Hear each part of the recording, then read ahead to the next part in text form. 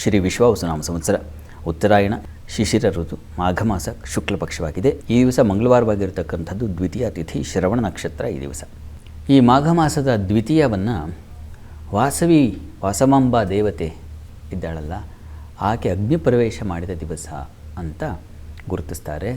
ಶ್ರದ್ಧೆ ನಮ್ಮ ವೈಶ್ಯ ಕುಲ ಸಮೂಹ ಯಾವುದಿದೆ ಅವರು ಈ ವಾಸವಾಂಬವನ್ನು ಕನ್ನಿಕಾ ಪರಮೇಶ್ವರಿ ಅಂತ ಪೂಜಿಸ್ತಾರೆ. ಎಲ್ಲ ಕಡೆ ನಾವು ಕಾಣ್ತೀವಿ. ಆಕೆ ಸಾಕ್ಷಾತ್ ಪರಮೇಶ್ವರನನ್ನು ಒಲಿಸಿಕೊಳ್ಳಲಿಕ್ಕಾಗಿ ಅವತರಿಸಿದ ಮಹಾ ಸಾಧ್ವಿ ಶಿರೋಮಣಿ. ಅಂಥವಳಿಗೆ ಈ ವಿಷ್ಣುವರ್ಧನ ಅಂತಕ್ಕಂಥವನು ಒಂದು ಕಥೆ ನಾವು ಕಾಣ್ತೀವಿ. ಅವನು ಅಪೇಕ್ಷೆ ಪಟ್ಟ, ಅವಳು ಹೇಳಲು ಇಲ್ಲ ಇದು ನಾನು ಶಿವನಿಗಾಗಿ ಇರತಕ್ಕಂಥವಳು ಅಂತ.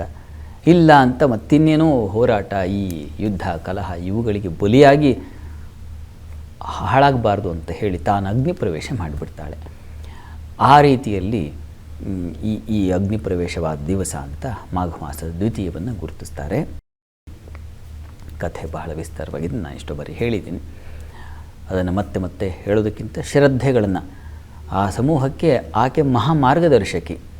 ಯಾವುದೇ ಸಂಕಟವಾದರೆ, ಯಾವುದೇ ನೋವಾದರೆ, ಯಾವುದೇ ಲಾಭವಾದರೂ, ನಲಿವು ನೋವು ಎರಡರಲ್ಲೂ ಆಕೆಯ ಬಳಿಗೆ ಹೋಗಿ ಅವರ ಮನಸ್ಸಿನ ಇಷ್ಟವನ್ನು ಯಾವುದು ಅನುಭವಿಸ್ತಾ ಇದ್ದಾರೋ ಅದನ್ನು ಹೇಳ್ಕೊಳ್ತಕ್ಕಂಥದ್ದಿದೆ. ವೈಭವ ಆದರೂ ಅಷ್ಟೇ.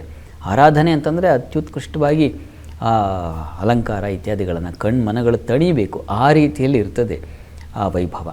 ಆ ರೀತಿಯಲ್ಲಿ ಶ್ರದ್ಧೆ ಇಟ್ಟುಕೊಂಡಿದ್ದಾರೆ. ಅವರಿಗೆಲ್ಲರಿಗೆ ಆ ಮಂಗಳ ತಾಯಿ ಅನುಗ್ರಹವನ್ನು ಉಂಟು ಮಾಡ್ತಕ್ಕಂಥ ದಿವಸ.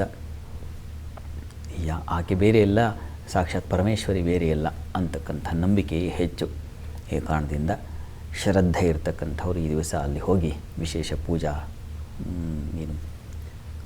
ಕೈಂಕರ್ಯಗಳನ್ನು ಕೈಗೊಳ್ಳಬಹುದು. ಮತ್ತು ಮಂಗಳವಾರವಾಗಿದೆ. ಆ ಲಲಿತೆಯ ಆರಾಧನೆಗೂ ಬಹಳ ಪ್ರಶಸ್ತವಾದ ಕಾಲ. ಹೀಗಾಗಿ ಲಲಿತಾ ಪ್ರಾರ್ಥನೆ, ಲಲಿತಾ ಅಷ್ಟೋತ್ತರ ಅಥವಾ ಲಲಿತಾ ಸಹಸ್ರನಾಮ ಯಾವುದಾದ್ರೂ ಸರಿ, ಲಲಿತಾ ಆರಾಧನೆಯಿಂದಾಗಿ ಮನಸ್ಸಿಗೆ ಒಂದು ರೀತಿಯ ಹಿತವಾದ ವಾತಾವರಣ ಉಂಟಾಗುತ್ತೆ.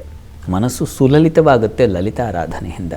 ಹೀಗಾಗಿ ಆ ಪ್ರಾರ್ಥನೆ ಮಾಡಬಹುದು.